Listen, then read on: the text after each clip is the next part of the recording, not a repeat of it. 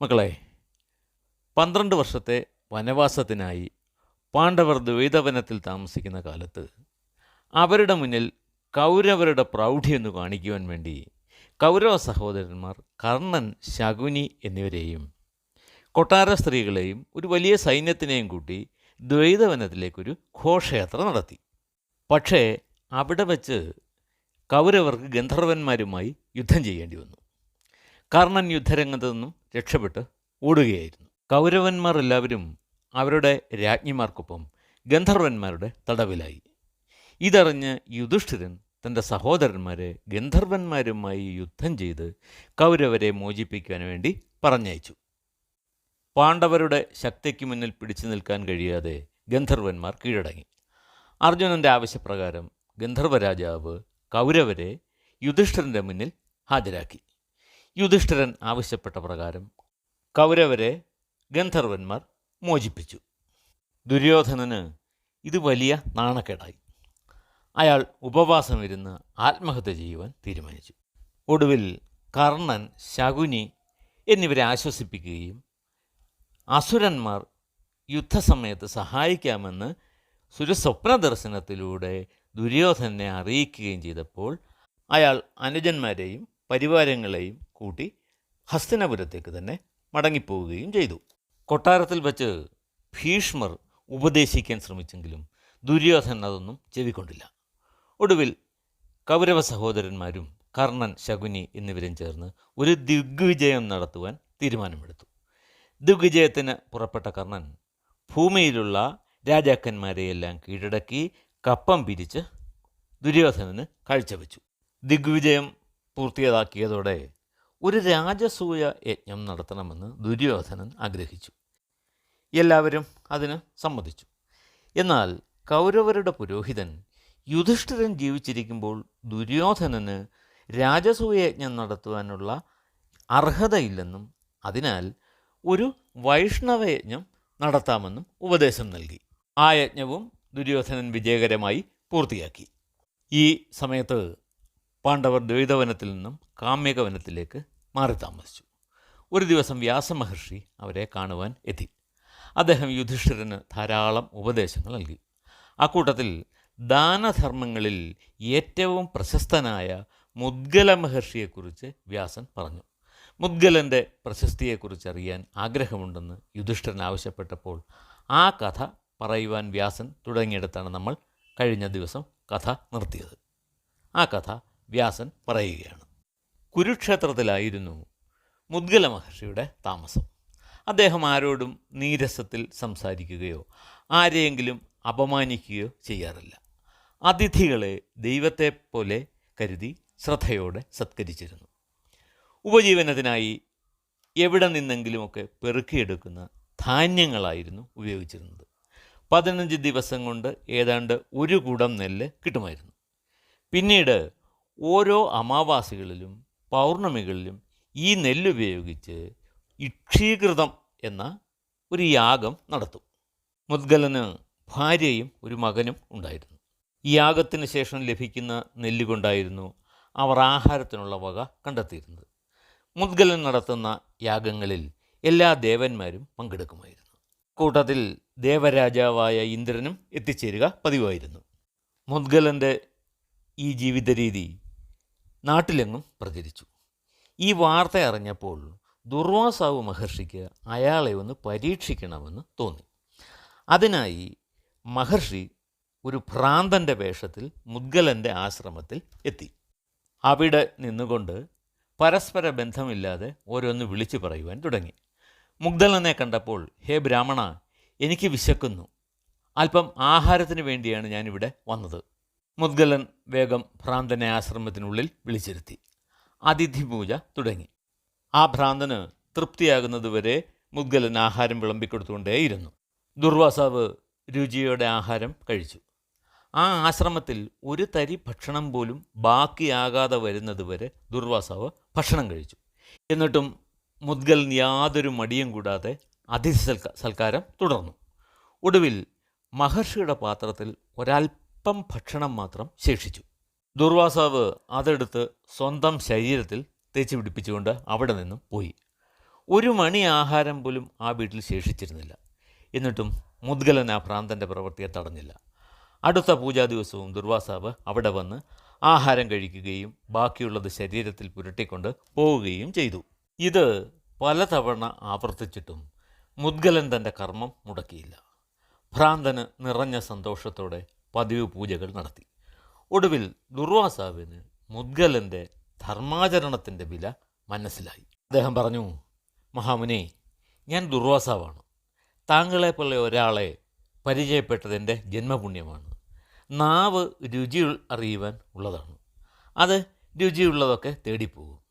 വിശപ്പിനുള്ള വലിയ ദുഃഖം വേറൊന്നുമില്ല. അങ്ങാകട്ടെ അത്തരം സമ്മർദ്ദങ്ങളെ അതിജീവിച്ച് അങ്ങയുടെ ജീവിതവ്രതം ശരിയായി നടപ്പാക്കി. ഒരു ദുഃഖത്തിനും അടിമപ്പെടാതെ സ്വന്തം കുടുംബത്തിലുള്ളവർ പട്ടിണിയിലാണെന്ന് അറിഞ്ഞുകൊണ്ട് അങ്ങ് എന്നെ സൽക്കരിച്ചു. ഇങ്ങനെ ഇന്ദ്രിയങ്ങളെ അടക്കിയ അങ്ങ് മഹാത്മാവാണ്. ദേവന്മാർ പോലും അങ്ങയുടെ നിഷ്ഠകളെ വാഴ്ത്തുന്നു. ദുർവാസാവും മുദ്ഗലനുമായി സംസാരിച്ചു കൊണ്ടിരിക്കുമ്പോൾ സ്വർഗലോകത്തു നിന്നും ഒരു വിമാനം വന്നിറങ്ങി. അതിൽ നിന്നും ഒരു ദേവദൂതൻ ഇറങ്ങി വന്ന് മുദ്ഗലനെ സ്വർഗത്തിലേക്ക് പോകുവാൻ ക്ഷണിച്ചു. അപ്പോൾ മുദ്ഗലൻ ചോദിച്ചു, സ്വർഗത്തിൽ എന്തെല്ലാം സുഖങ്ങളുണ്ട്, എന്തൊക്കെയാണ് അവിടുത്തെ ദോഷങ്ങൾ? ഇത് കേട്ടിട്ട് ദേവദൂതൻ അത്ഭുതത്തോടെ പറഞ്ഞു, മഹാമുനെ, അങ്ങയുടെ ബുദ്ധി ശ്രേഷ്ഠമാണ്. മറ്റുള്ളവർ ഏറ്റവും വലുതെന്ന് കരുതുന്ന സ്വർഗീയ സുഖങ്ങൾ അങ്ങയ്ക്ക് ലഭിക്കാൻ പോകുന്നു എന്നറിഞ്ഞിട്ടും അങ്ങ് ഒന്നും അറിയാത്തവനെ പോലെ ചോദിക്കുന്നു, എന്തെല്ലാമാണ് സ്വർഗത്തിലെ സുഖങ്ങളെന്ന്. ശരി, അങ്ങ് ചോദിച്ചതിനാൽ ഞാൻ പറയാം. സ്വർഗലോകം എന്നുകൂടി അറിയപ്പെടുന്ന സ്വർഗം ഈ ലോകത്തു നിന്നും വളരെ ഉയരത്തിലാണ്.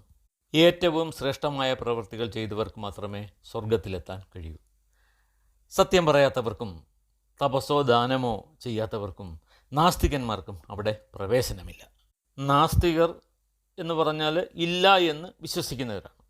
ന അസ്തി ഇതി നാസ്തി എന്നാണ് അതിൻ്റെ നിർവചനം. അസ്തി എന്നാൽ നിലവിലുള്ളത് എന്നും നാസ്തി എന്നാൽ ഇല്ലാത്തതെന്നും പറയുന്നു. ഈശ്വരൻ ഉണ്ടെന്നും ഇല്ല എന്നുമുള്ള വാദത്തെക്കുറിച്ചാണ് ഇവിടെ പറയുന്നത്. ഇല്ല എന്ന് വിശ്വസിക്കുന്നവർക്ക് സ്വർഗത്തിൽ പ്രവേശനമില്ലെന്നാണ് ദേവദൂതൻ പറഞ്ഞു വെച്ചത്. തുടർന്ന് ദേവദൂതൻ പറഞ്ഞു, യുദ്ധത്തിൽ വീര്യം പ്രകടിപ്പിക്കുന്ന യോദ്ധാവിന് സ്വർഗത്തിൽ പ്രവേശിക്കാം. ഓരോ ദേവവംശത്തിനും ഓരോ സ്വർഗമാണ് ഉള്ളത്. അവിടെ വിശപ്പും ദാഹവുമില്ല, ഉഷ്ണവും തണുപ്പും ശല്യം ചെയ്യുന്നില്ല. ക്ഷീണമോ വാർദ്ധക്യമോ അവിടെ ഉള്ളവരെ ബാധിക്കുന്നതേയില്ല. അവിടെ വസിക്കുന്നവർ സുഖഭോഗങ്ങൾ മാത്രം അനുഭവിക്കുന്നു. ആരുടെയും വസ്ത്രങ്ങൾ മലിനമാകുന്നില്ല. മലിനമായ ഒരു വസ്തുവും അവിടെ ഇല്ല. പൂക്കൾ വാടുന്നില്ല. ഈ ദേവലോകങ്ങളിൽ വെച്ച് ഏറ്റവും ഉന്നതമായത് ബ്രഹ്മലോകവും വിഷ്ണുലോകവുമാണ്. നിയമത്തിൽ വിധിച്ചിട്ടുള്ള ദാനവും ധർമ്മവും അനുഷ്ഠിക്കുന്നതിലൂടെ ബുദ്ധിമാന്മാർ സ്വർഗലോകത്തിന് അർഹരാകുന്നു. ഇനി സ്വർഗത്തിലെ ദോഷങ്ങളെക്കുറിച്ച് പറഞ്ഞാൽ, ഭൂമിയിൽ ഓരോ വ്യക്തിയും ചെയ്യുന്ന കർമ്മങ്ങളുടെ ഫലമാണ് സ്വർഗത്തിൽ അനുഭവിക്കുന്നത്. മനുഷ്യൻ്റെ കർമ്മഫലമാണ് അവന് സ്വർഗത്തിനുള്ള അവകാശം നേടിക്കൊടുക്കുന്ന മൂലധനം. ആ മൂലധനം ചെലവാക്കിയാണ് സ്വർഗീയ സുഖങ്ങൾ അനുഭവിക്കുന്നത്. ആ സമ്പത്ത് ക്ഷയിക്കുമ്പോൾ അവർ സ്വർഗം നഷ്ടപ്പെട്ട് താഴേക്ക് പതിക്കുന്നു. അപ്പോൾ അനുഭവിക്കുന്ന നഷ്ടബോധമാണ് ഏറ്റവും വലിയ ദുഃഖം. തുടർന്ന് മുകളിലുള്ള ലോകത്തെക്കുറിച്ച് മുദ്ഗലൻ കൂടുതൽ വിവരങ്ങൾ ചോദിച്ചു. ബ്രഹ്മലോകത്തെക്കുറിച്ചും വിഷ്ണുലോകത്തെക്കുറിച്ചും ദൂതൻ മുദ്ഗലന് പറഞ്ഞു കൊടുത്തു. എന്നിട്ട് മുദ്ഗലനെ സ്വർഗത്തിലേക്ക് ചെല്ലുവാൻ ക്ഷണിച്ചു. അപ്പോൾ മുദ്ഗലൻ ഇങ്ങനെ പറഞ്ഞു, മഹാത്മാവേ, എനിക്ക് സ്വർഗലോകം വേണമെന്ന് ഞാൻ ആഗ്രഹിക്കുന്നില്ല. പുണ്യഫലമെല്ലാം നഷ്ടപ്പെട്ട് താഴേക്ക് പതിക്കുമ്പോൾ അനുഭവിക്കുന്ന ദുഃഖത്തേക്കാൾ എൻ്റെ ഇപ്പോഴത്തെ ദുഃഖങ്ങൾ ഇല്ലാത്ത ഈ ജീവിതം കൊണ്ട് ഞാൻ തൃപ്തനാണ്. മുദ്ഗലൻ ദേവദൂതനെ യാത്രയാക്കിയിട്ട് തൻ്റെ കർത്തവ്യങ്ങളിൽ മുഴുകി. വ്യാസൻ യുധിഷ്ഠിരനോട് പറഞ്ഞു, മകനെ, ദുഃഖങ്ങൾക്ക് പിന്നാലെ സുഖവും സുഖങ്ങൾക്ക് പിന്നാലെ ദുഃഖവും എന്നത് സ്വാഭാവികമാണ്. അതിനാൽ നിന്റെ ചിത്തഭാരം ഇറക്കി വയ്ക്കുക. നിങ്ങളുടെ 13 വർഷത്തെ ദുരിതകാലത്തിന് ശേഷം നിങ്ങൾക്ക് പൈതൃകമായ രാജ്യം ലഭിക്കുക തന്നെ ചെയ്യും.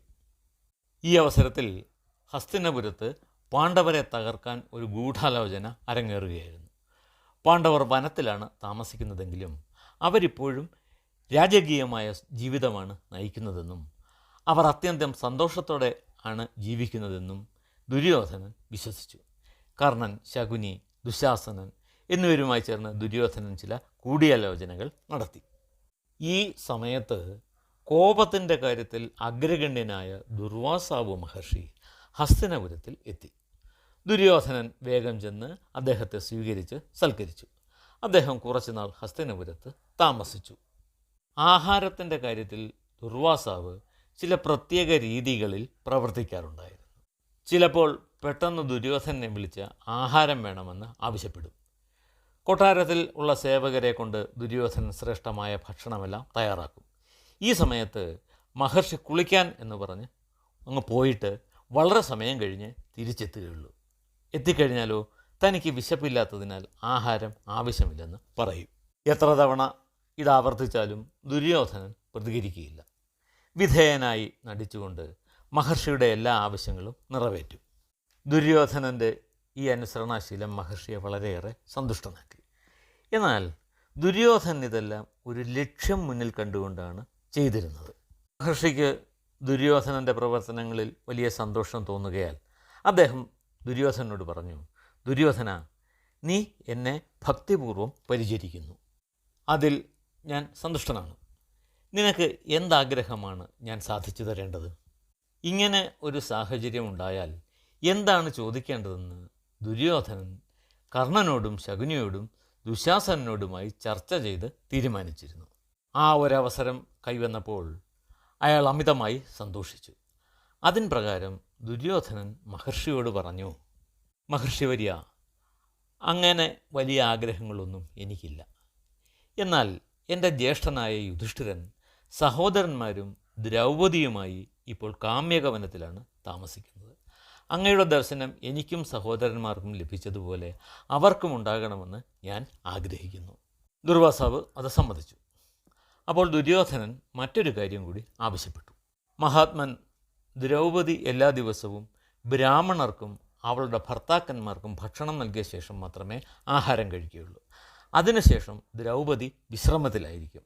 അങ്ങ് ആ സമയത്തെ പാണ്ഡവരെ കാണാൻ പോകാവൂ. ഇത് എന്തിനു വേണ്ടി എന്നറിയാതെ അദ്ദേഹം ദുര്യോധനൻ്റെ അപേക്ഷ അംഗീകരിച്ചു. എന്നിട്ട് പാണ്ഡവരെ കാണുവാൻ വേണ്ടി പുറപ്പെടുകയും ചെയ്തു.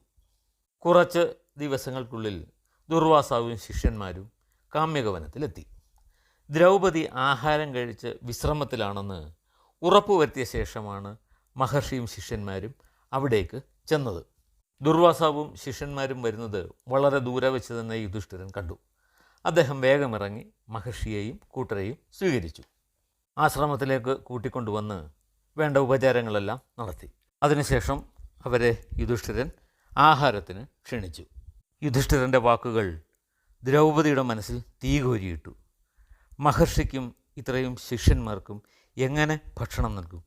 ദ്രൗപദി ശാപഭയത്താൽ നീറിപ്പുകഞ്ഞു. ഒടുവിൽ പാഞ്ചാലി ദുഃഖത്തോടെ ഭഗവാൻ ശ്രീകൃഷ്ണനെ മനസ്സിൽ സ്മരിച്ചുകൊണ്ട് പ്രാർത്ഥിച്ചു. എല്ലാ ദുഃഖങ്ങൾക്കും ശാന്തി നൽകാൻ അങ്ങല്ലാതെ മറ്റാരുമില്ല.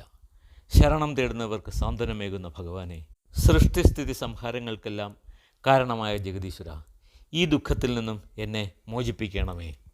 ഇത്തരത്തിൽ ഒരു പ്രാർത്ഥന തൻ്റെ മനസ്സിൽ തട്ടിയപ്പോൾ ദ്രൗപദിക്ക് എന്തോ വിഷമം ഉണ്ടായിരിക്കുന്നു എന്ന് മനസ്സിലാക്കി ക്ഷണനേരം കൊണ്ട് ഭഗവാൻ ദ്രൗപദിയുടെ മുന്നിലെത്തി. ദ്രൗപദി തൻ്റെ ദയനീയാവസ്ഥ ഭഗവാനെ അറിയിച്ചു.